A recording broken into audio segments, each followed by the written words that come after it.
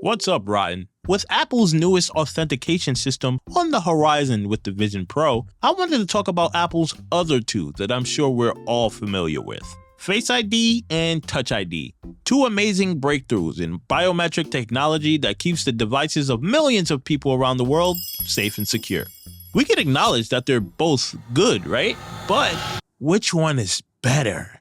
Initially, I was going to approach this from a completely unbiased standpoint, but everyone already has their own opinions on which is better, and who am I to ruin a good time? Plus, I'm sure you guys will want to know what side I'm on anyway, right? Well, maybe if you looked beyond the surface, you would know by now. Is anyone facing the same problem of not being able to figure it out?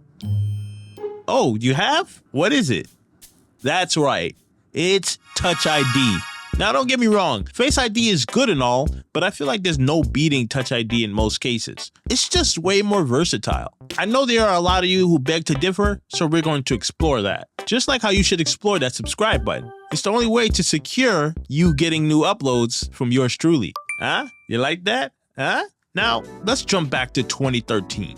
Apple has just revealed the iPhone 5S to the masses, and with it, their introduction into the space of biometric authentication technology, Touch ID. Touch ID uses an advanced capacitive sensor to take high-resolution images that it then converts into a mathematical representation of your finger, since your actual finger isn't stored. For accuracy and to make it more fail-proof, the sensor avoids the topmost layer of dead skin, meaning it avoids fake fingerprints and whatever else someone tries to do to bypass it. Now enter Face ID. Introduced in 2017 along with the iPhone X, Face ID was introduced along with Apple's official recognition of Touch ID in their flagship phones. The True Depth camera captures accurate face data by projecting and analyzing thousands of invisible dots to create a depth infrared map of your face. Now, which one sounds cooler? The one that turns the electric currents that your finger naturally produces into math, or a camera that just puts some weird dots on your face? Come on. Touch ID makes you feel like a spy. Face ID will have you looking like you put an Apple Vision Pro on your head. Think about it. Would you be cool with just having to get your face scanned every time you walk into your room? A little annoying, right? Yeah, exactly. Slap a point for Touch ID for me, big dog. Appreciate you. And I can hear some of you now. Face ID was necessary for the iPhone's edge-to-edge displays. If Apple stayed with Touch ID, we would still need the home button. Think about how archaic that would be. Okay, first off, don't you dare speak about the home button that way. Sure, we had to let it go, but not a day goes by where I don't think about it.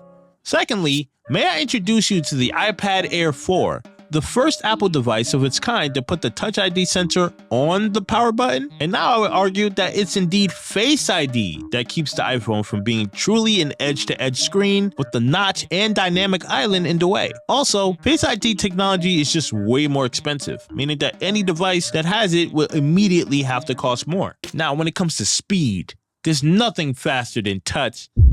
Huh?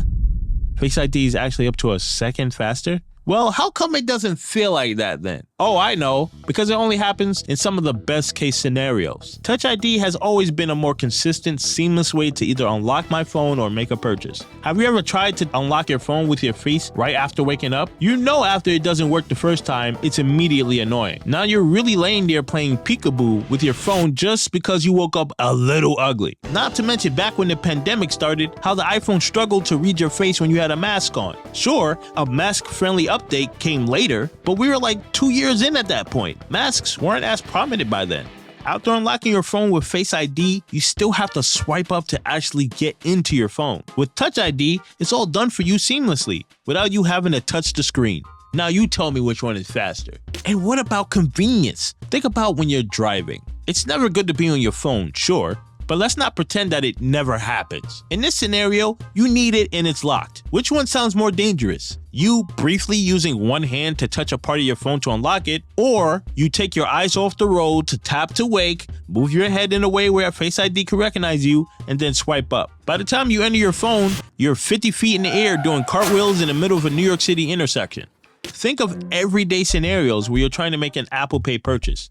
If that angle isn't right the first time, You now look like somebody's grandparent trying to look for a better phone signal. Pretty cringe if you ask me. I know Touch ID has its moments too. When your hands are dirty or wet, chances are you're not getting in the cool way, my friend. But how often is that a problem that a little soap, water, and a towel couldn't fix? I'd take typing in the passcode during those instances over Face ID any day. Look, I can go on and on about the pros and cons of these things until the end of time, but chances are Face ID is indeed here to stay, whether some of us like it or not. What I do think, though, is that we're ultimately asking the wrong questions here. Instead of asking which is better between Touch ID and Face ID, the real question we should be asking Apple is, Touch ID? Face ID? ¿Por qué no los dos? Shout out to my patrons Vasco and Icefire03. If you want to join the Patreon to get exclusive perks like watching this very video before everyone else, join the Patreon in the description below. Thanks for watching, and if you want to see more of me, you know what to do.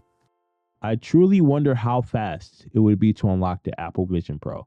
I swear, if it doesn't work just because you happen to wake up a little cross-eyed, I'm going to officially lose it.